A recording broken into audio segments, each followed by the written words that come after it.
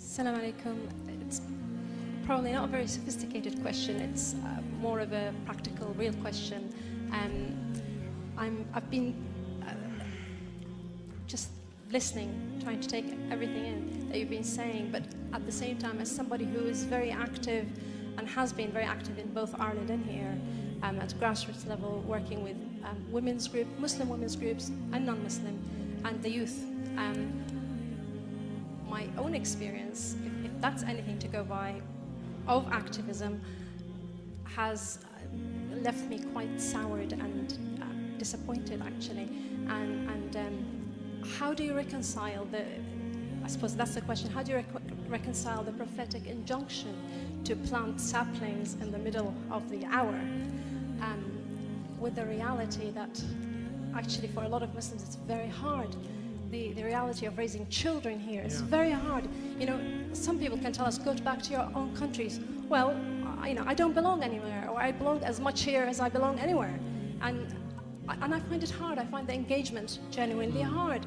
And I think that reflects the reality of quite a lot of people, young and older, trying to raise children, trying to communicate with children, values that everything else around you says. Right.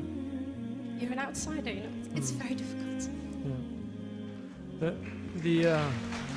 The Prophet ﷺ, he said, that Islam began as an alien thing and it will return to being an alien thing. So blessed are the alienated ones.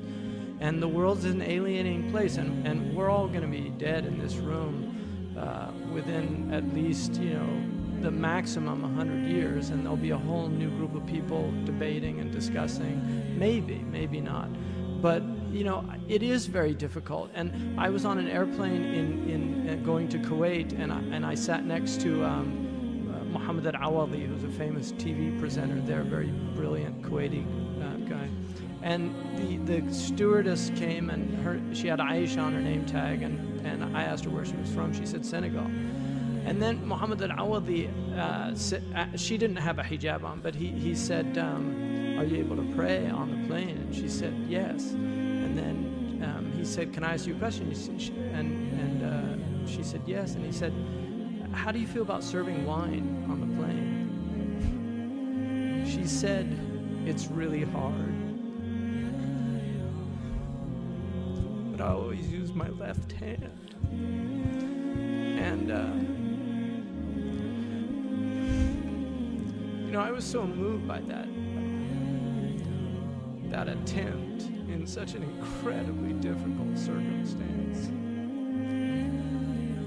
to be as true as she could to what she believed was right, because Muslims do deal with foul things with their left hand. And